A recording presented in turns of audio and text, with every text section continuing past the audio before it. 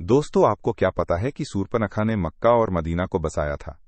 सूर्पनखा वही किरदार है जिसकी वजह से प्रभु श्रीराम और रावण के बीच वो महान युद्ध हुआ जिसने लंका समेत समस्त राक्षस कुल का अंत कर दिया। लेकिन क्या आपने कभी सोचा है, रावण के मारे जाने के बाद सूर्पनखा का क्या हुआ?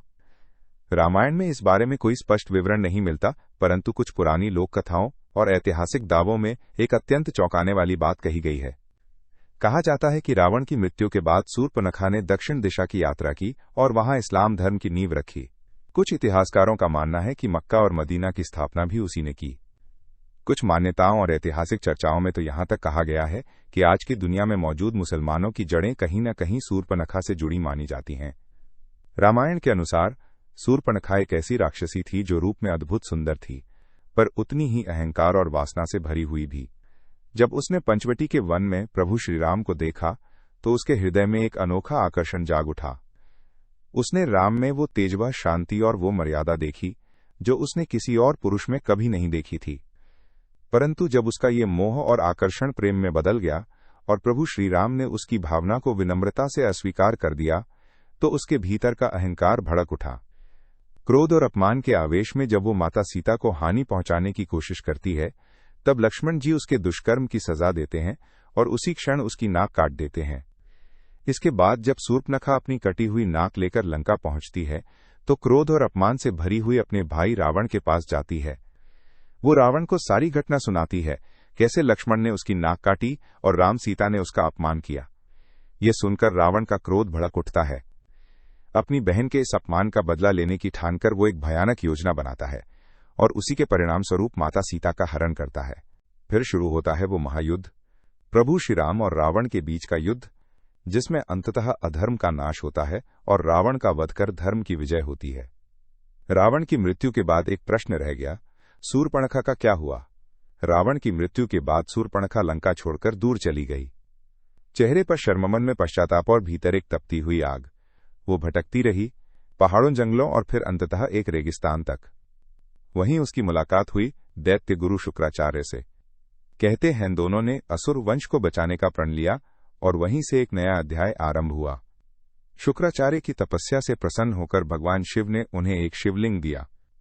भगवान ने कहा, यह लिंग असुरों की रक्षा करेगा, पर यदि किसी वैष्णव भक्त ने इस पर गंगा जल अर्पित किया तो समस्त असुर जाति का अंत हो जाएगा। शुक्राचार्य ने इस शिवलिंग को दूर रेगिस्तान में छिपा दिया, जहां उन्हें लगा कोई वैष्णव भक्त कभी नहीं पहुंचेगा। कहते हैं वह स्थान आज मक्का के रूप में जाना जाता है। सूर्पनखा को उस शिवलिंग की रक्षा का दायित्व दिया गया। वो अपने चेहरे को हमेशा कपड़े से ढककर रखती थी और उसके वंशज भी उसी परंपरा का पालन करते रहे। दोस्तों, हम बात कर रहे हैं मुसलमानों की।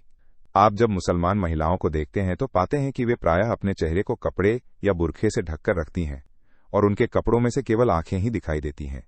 उनमें ये परंपरा भी सूर्पनखा से चली आ रही है। सूर्पनखा ने अपने वंश को आगे बढ़ाया और समय के साथ कुछ नई परंपराओं और रीति रिवाजों का निर्माण किया। कुछ मान्यताओं के अनुसार द्वापर युग बीत जाने के बाद सूर्पनखा के वंशजों ने धीरे धीरे एक नया समाज बसाया, जो आगे चलकर इब्राहिमी मत के अनुयायी बने। इसी कारण कहा जाता है कि इस्लाम धर्म में शुक्रवार का जो विशेष महत्व है, उसकी जड़ें भी कहीं न कहीं दैत्य गुरु शुक्राचार्य से जुड़ी हुई बताई जाती हैं। इसका जिक्र उनके धार्मिक ग्रंथ में भी मिलता है। चलिए अब एक महत्वपूर्ण बात समझते हैं। इस सृष्टि का सबसे प्राचीन धर्म है सनातन धर्म, यानी इस पृथ्वी पर जन्मा हर व्यक्ति किसी न किसी रूप में सनातन परंपरा से जुड़ा रहा है। हमारे देवता, हमारे संस्कार, सबकी जड़ें इसी सनातन धर्म से निकली हैं। प्राचीन काल में भी ऐसा ही होता था। लोग अपने अपने विचारों और मान्यताओं के अनुसार नए नियम और परंपराएं बनाते थे, जो आगे चलकर अलग अलग समाजों और जातियों में विभाजित हो गईं, और इन्हीं विभाजनों से आगे चलकर नए नए मत और धर्मों की उत्पत्ति हुई। परंतु आज भी कई लोग ये प्रश्न उठाते हैं कि आखिर मक्का मदीना में गैर मुस्लिमों को प्रवेश की अनुमति क्यों नहीं दी जाती?